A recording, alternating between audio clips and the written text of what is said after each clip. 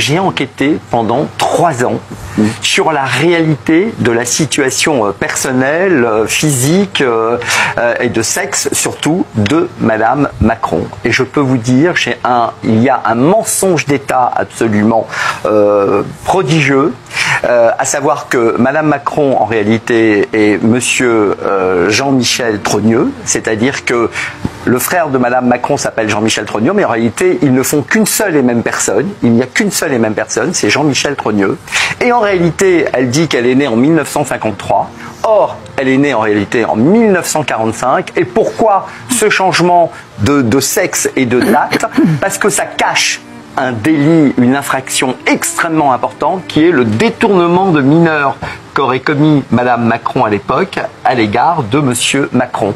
C'est-à-dire qu'elle était beaucoup plus âgée et donc ce délit, ce mensonge d'État qui serait couvert par la politique, par tout le monde, est quelque chose qu'elle veut dénoncer. Et elle dit, avec force d'État, donc elle s'est inventé un passé familial qui n'existe pas, elle s'est inventé un mariage avec un homme et 3 enfants. Or, cet homme, j'ai fait une enquête auprès de l'état civil d'Amiens, cet homme n'existe pas. Il s'appelle André-Louis Ozière, eh bien, il n'existe pas. Il n'est pas le père des 3 enfants. C'est elle qui est le père des 3 enfants. Donc, et ça, elle le fait vraiment pendant 4 heures. 4 heures, elles discutent ensemble. Et ces 2 femmes, eh bien, ont comparu devant le tribunal beaucoup plus tôt qu'il n'était prévu, puisqu'au départ, elles devaient comparaître qu'en 2025. Mais l'avocat de Madame Macron, Jean Enoki, est venu dire au tribunal, c'est pas possible, il faut vraiment que on passe beaucoup plus vite parce que ça commence à prendre une ampleur internationale incroyable, c'est viral et il faut que ce soit jugé très vite.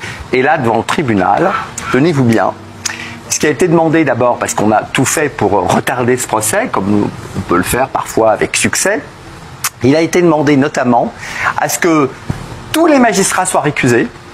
Aucun magistrat ne pouvait juger de cette affaire dans la mesure où le président Macron, c'est lui qui nomme les magistrats sur évidemment conseil du Conseil supérieur de la magistrature, et dans la mesure où il est bien le mari de la victime et le beau-frère de l'autre victime, le frère, eh bien il faut récuser tous les magistrats et donc cette affaire ne sera jamais jugée. Très chers frères et sœurs nord au sud de l'est à l'ouest, bonjour, bonjour, bonsoir. Danny Scorpio, votre guerre de conscience, a décidé de porter ce dossier, surtout sur le plan africain, pour que vous les Africains vous compreniez, vous compreniez où on va et quel choix il faut faire.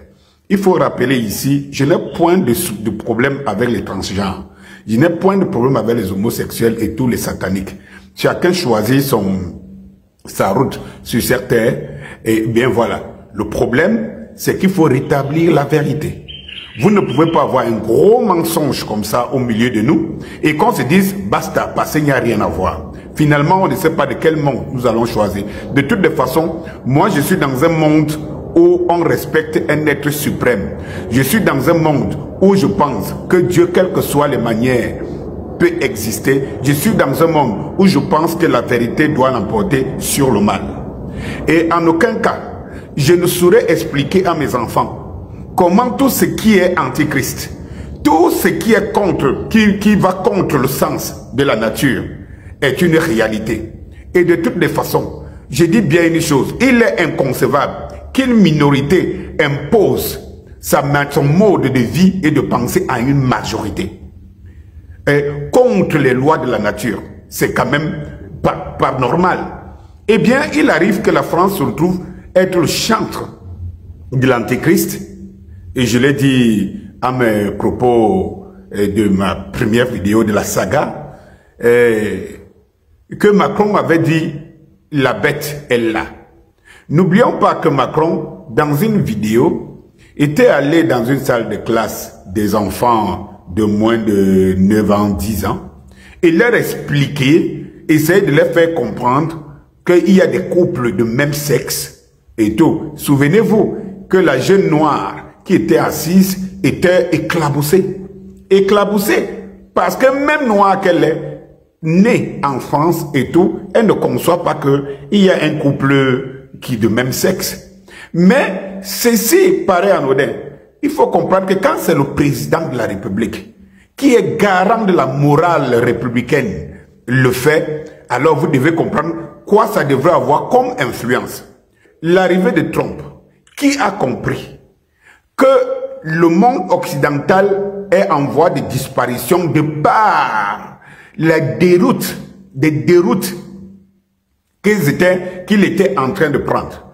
A compris qu'il fallait sauver l'Amérique. Et les Américains l'ont compris.